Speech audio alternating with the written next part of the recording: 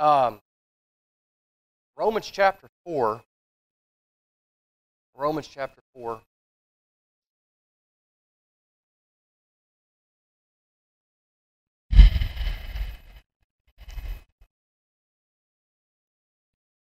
And we'll read a little bit and then we'll discuss it a little bit. How about that? I want to encourage you, if you got any statement, anything that you want to add to the discussion, please just jump right in there. I'd like to hear from you. Okay. What then shall we say that Abraham our father has found according to the flesh? For if Abraham was justified by works, he has something to boast about, but not before God. For what does the Scripture say? Abraham believed God, and it was accounted to him for righteousness.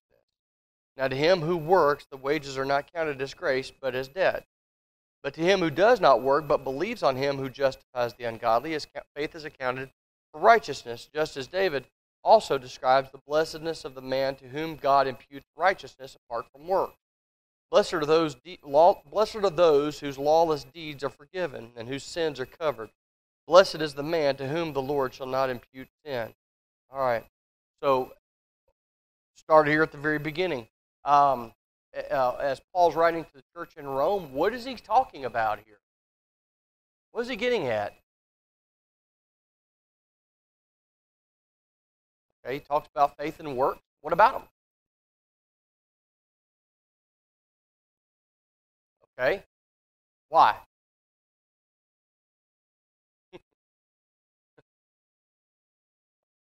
Okay. All right. What else?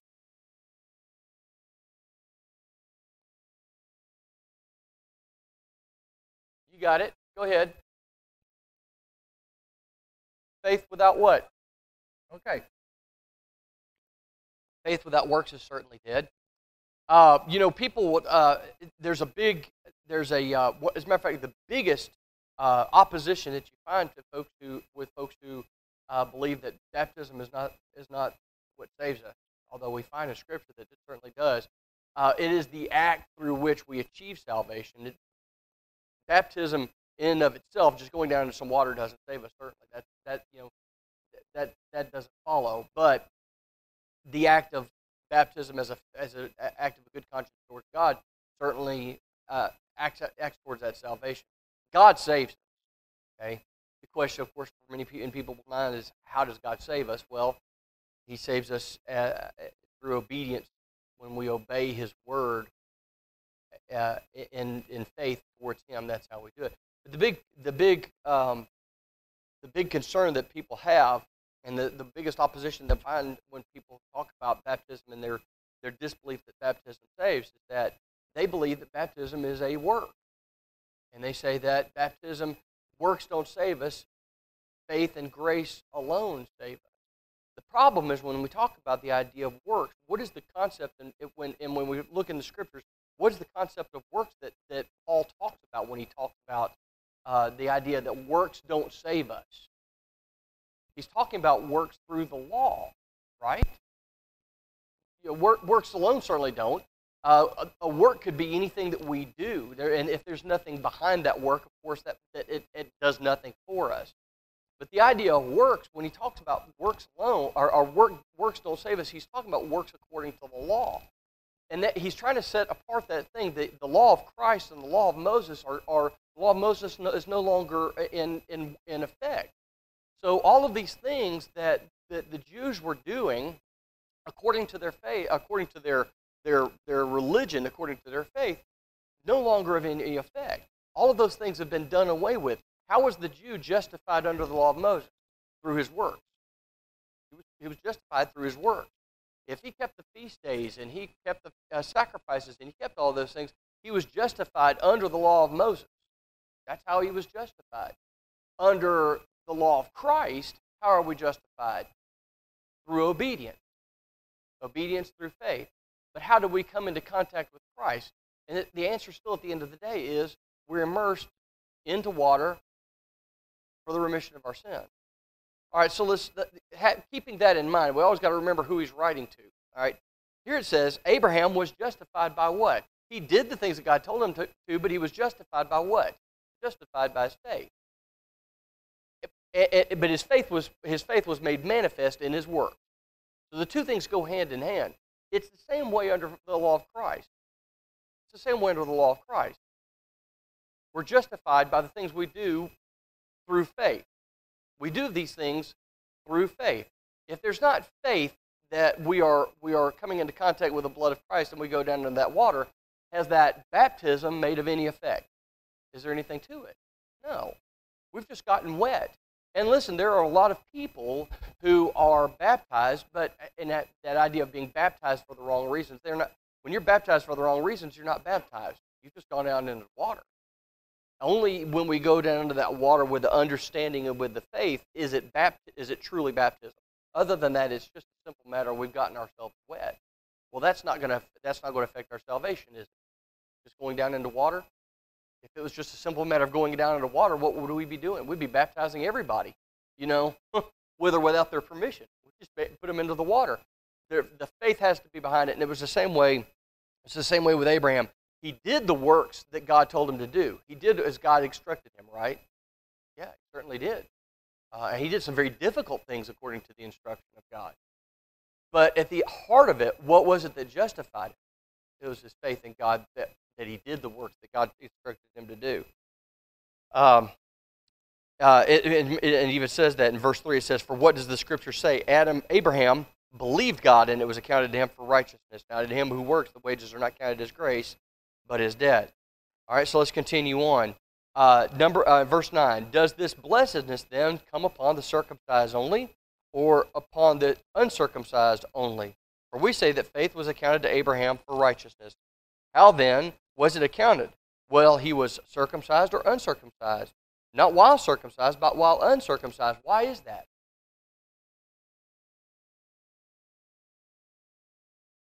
Okay.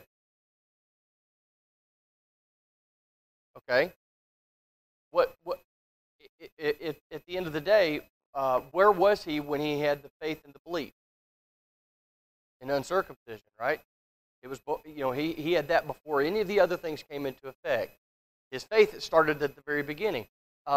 You think about the idea of the fact that when is our we go down into the water, but when is our faith counted towards us? When we believe enough to go down into the water. When our faith is enough to go down into the water. The same way with the Christian. That's what when we have that faith to go down and do those things, that faith is counted to us in righteousness. We are righteous when we have enough faith and belief to go down into the water to become New Testament Christians. Okay. How then was it accounted? While he was circumcised or uncircumcised? Not while circumcised, but while uncircumcised. And he received the sign of circumcision, the seal of righteousness of the faith which he had while still uncircumcised. It's the same way, how is baptism often referred to? It's a spiritual circumcision. It's the same thing. Okay, it's a seal. While under the Mosaic law, it was a seal in the flesh, here it's a seal in the spirit. Okay, it's the same thing. It's not a physical thing that we're marked with. That seal of obedience. For the Christian, the seal of obedience is not circumcision; it's spiritual circumcision, which is baptism. But we receive that sign while we are yet unbaptized because of the faith that we have to engage in the baptism in the first place, right? I mean, when is our faith great? When we have faith enough to do what we're supposed to do in order to be saved. And there it is. Are we saved yet? Now, I want to make sure we understand that. Are we saved yet before we go down into that water? No. That's not what we're trying to get across here. But Abraham's faith was counted towards him even before he went and did the things, because he had the faith necessary to go and do the things that God had told him to do. Get up and go. To go to this country, to go to this country, to do this thing. He was faithful in all that God told him to do, and that faith was counted him towards righteousness. Verse 11, he received the sign of circumcision, a sign of the righteousness of the faith which he had while still uncircumcised, that he might be the father of all those who believe, though they are uncircumcised, that righteousness may be imputed to them also. And the father of circumcision to those who not only are of the circumcision, but who also walk in the steps of the faith which our father Abraham had while still uncircumcised. Who is he talking about here? Talking about the Jews, right? Not talking about the Christians. Talking about the Jews. These are the children of Abraham. But the great thing about it is, who do we call our father? Abraham is our father. He was the father of the circumcised and the uncircumcised. Certainly so. We trace it back to him. Why? Not because we're of his lineage, not because we're of his seed. Likely we are not of his seed. But why do we call him our father? That's right. It was through him that all of the nations of the world were going to be blessed, right? It was to him that seed promise was given. So even though he is not our earthly father, he is our spiritual father. Now, that word father, I want to make sure we don't give him any more, reverence than he is due. That's not what I'm saying at all. But he is the one through whom not only the nations of Israel were blessed, but the nations of the world were blessed because of the seed promise that was given to him, that the Messiah would come through that seed. Okay? All right. Verse 13.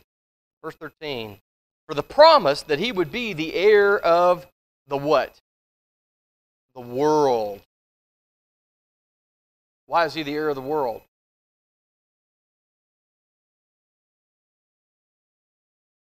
But certainly because of faith. But how is he the heir of the world in the first place? Right? Absolutely. Absolutely. He is the heir of the world because of what? The promise that was given to him. That through him all the nations of the world would be blessed. Okay? He is the heir of the world.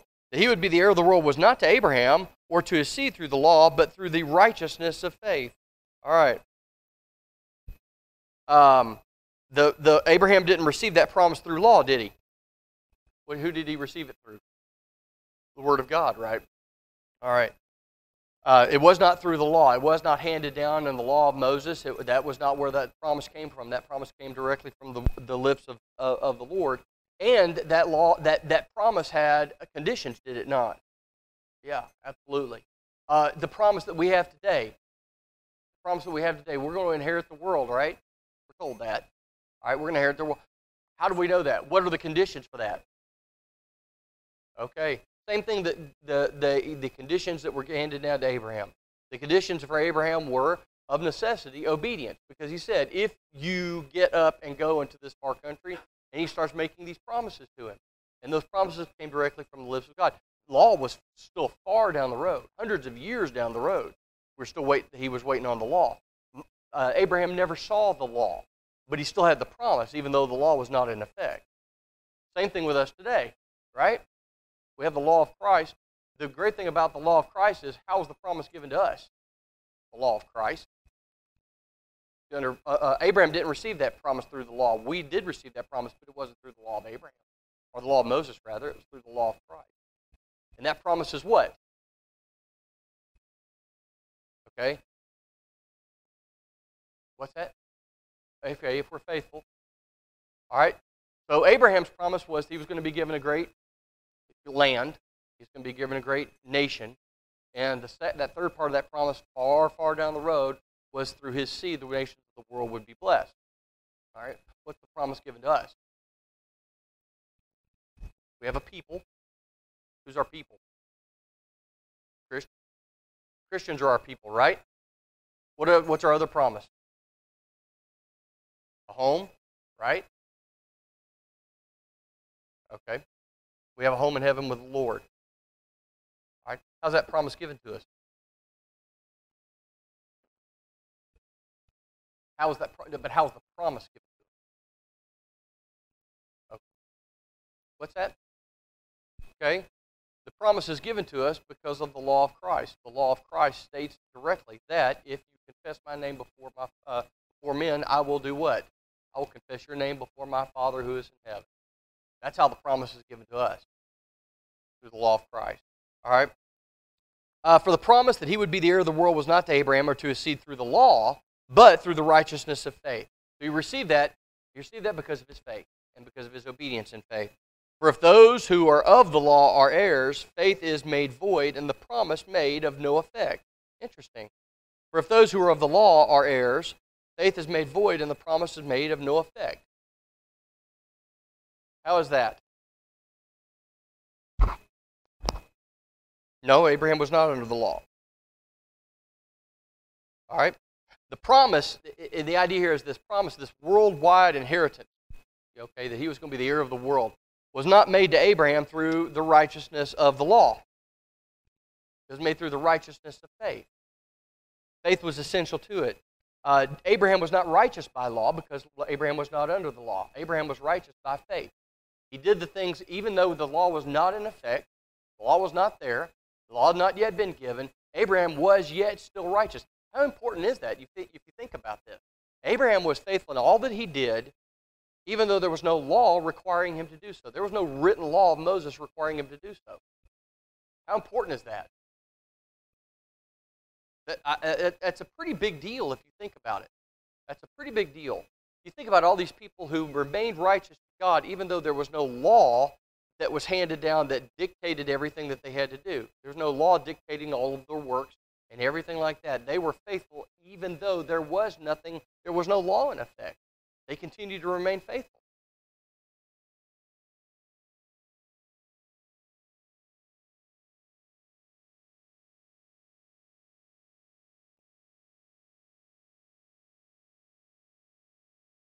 Okay?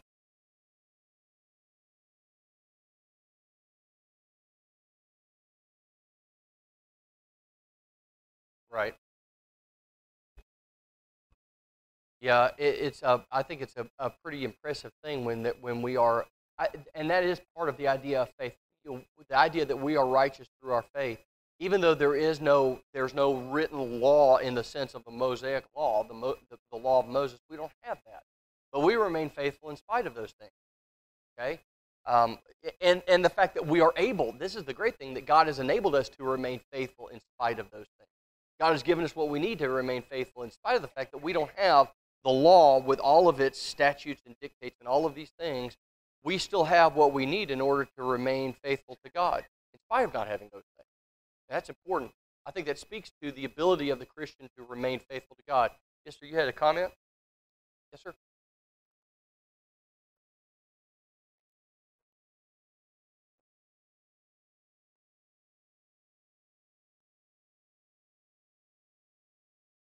Right. Why is that? Why was that? Why did he say that? What was the significance of that? Okay, that's right. He not only had the faith to, he not only did the things that God told him to do, he had the faith that was necessary to do the things that God told him to do.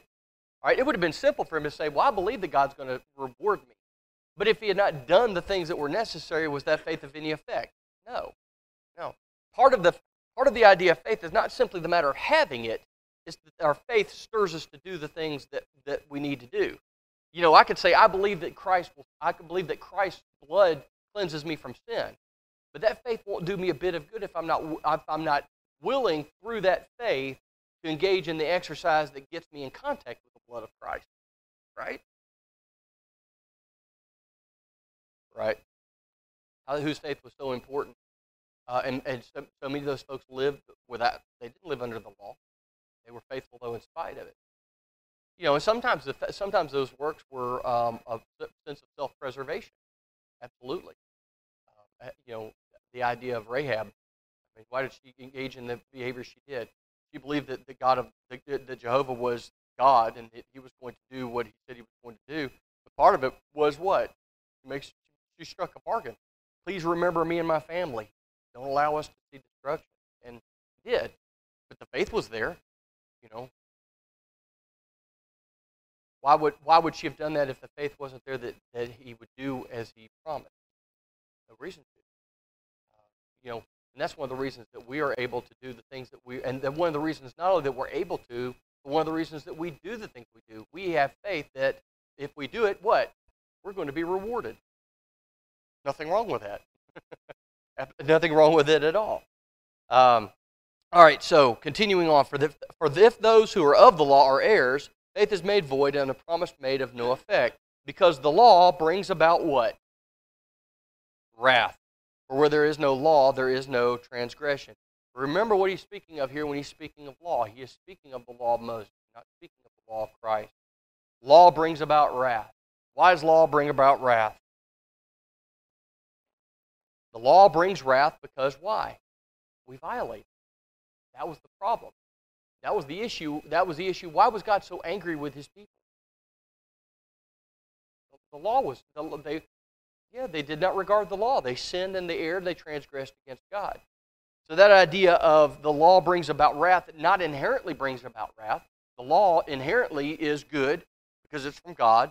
The law inherently keeps people close to God. But how does the law bring about wrath? Well, it only brings about wrath when we disobey it. The problem is this. What were the children of Israel doing? That's right. That's why God withdrew his favor from them. It's because they were in continual disobedience to the law. Was the law perfect? Only in the sense that God gave it. Only in the sense that God gave it. All right? It was not designed to be perfection. If it was designed to be perfection, then there would have been no need for Christ. Okay? It was designed as a placeholder for hundreds and hundreds of years. The law was designed as a placeholder until the perfect law of Christ came into effect.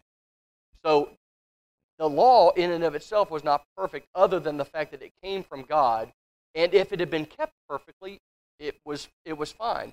But that was the issue. It wasn't kept perfectly.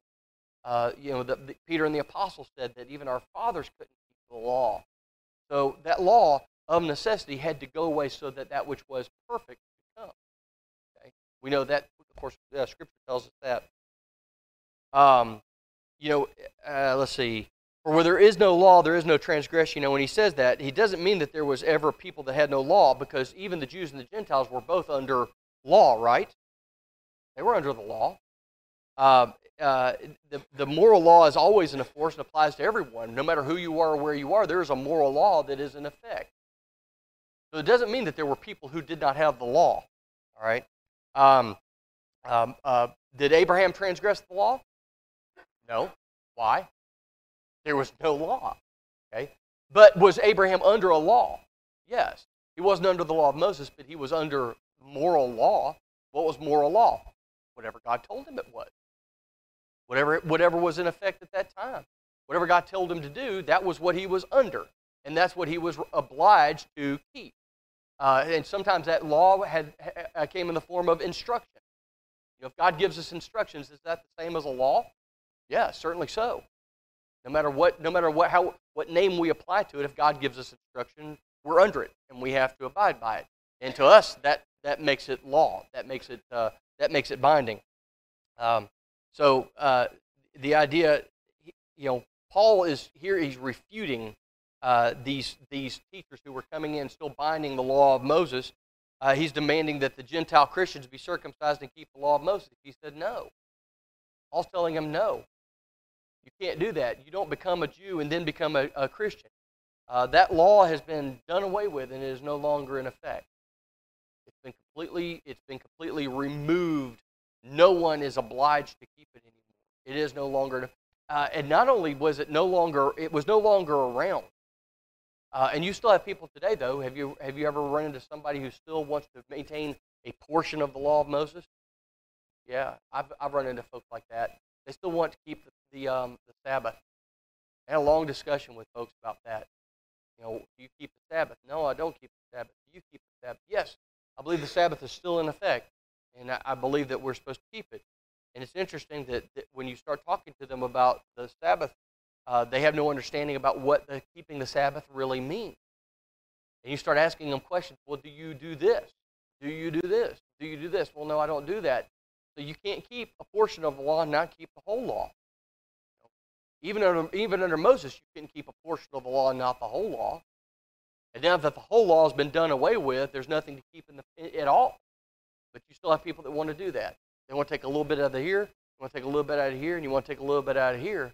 And what did Peter and the apostles in their council in Jerusalem say? The law. Our fathers couldn't obey the law perfectly.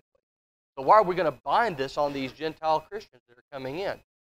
And they said we're saying, of course, through the inspiration of the Holy Spirit, that none of that is to be kept. You're not to go and circumcise people so that they can become Christians. That law is done. It's over and it's done away with. And we need to remember that. And that's interesting how many people don't want to accept that.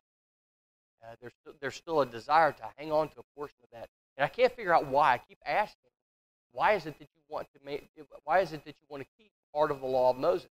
And no one can give me an adequate answer for that. It could be. Same reason a lot of people like to keep, they want to belong to faiths that have a great, deep, abiding tradition. Now, I mean, the churches of Christ have tradition. I mean, we have tradition. But in very rare occasion, only in very rare occasions have I ever seen those traditions bound as gospel. Okay, now I've run into some where they have a tradition, and you start to assail that tradition, and boy, people get a little antsy because they've held on to that for so long. But for the most part, even our traditions, we don't bind as doctrine. But you have a great many faiths who have a deep abiding tradition, and it is as much a part of doctrine as anything else is. But yeah, absolutely. And why is that? Part of it is it makes us it brings us a deep sense of comfort. Okay, tradition is comforting, isn't it not?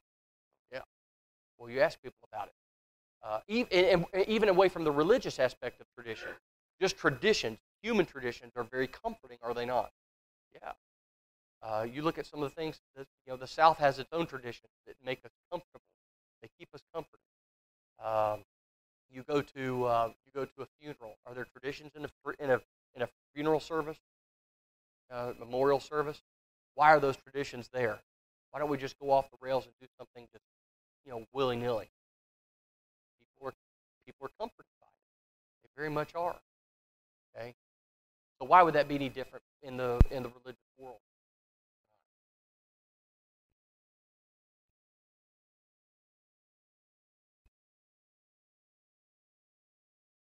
As in what?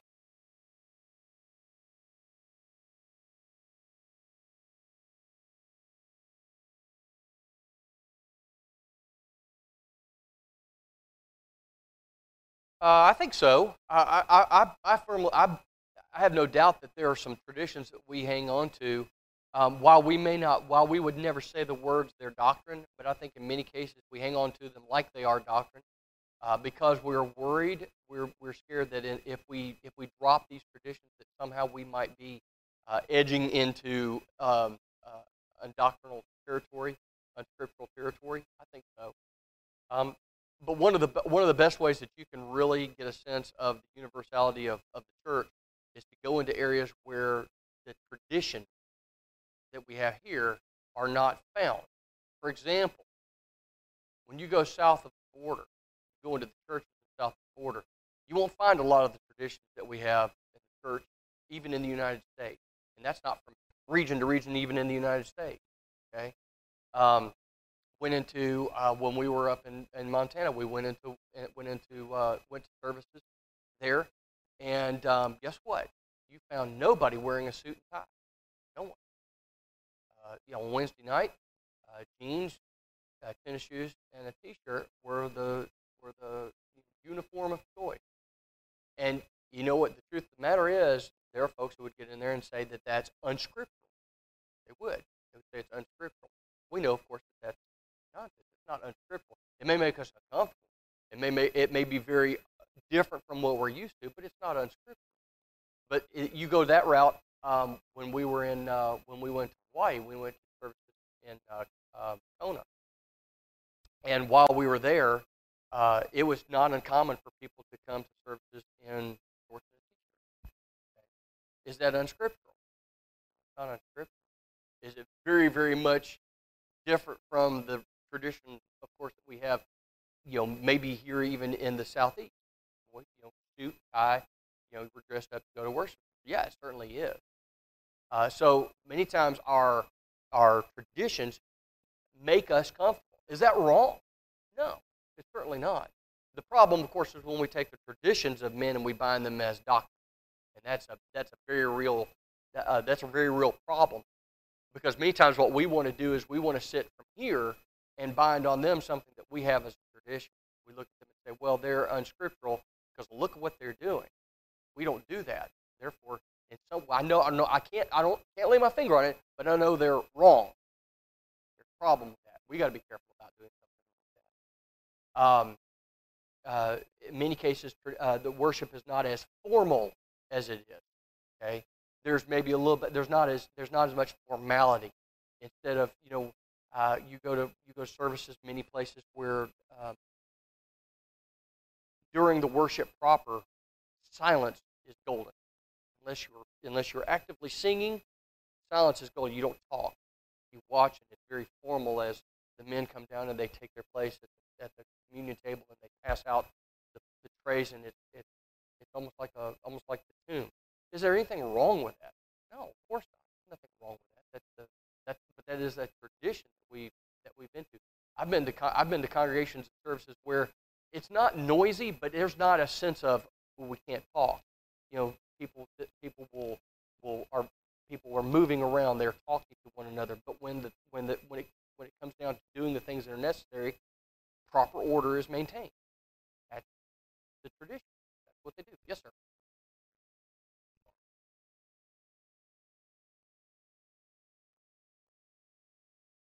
Yeah.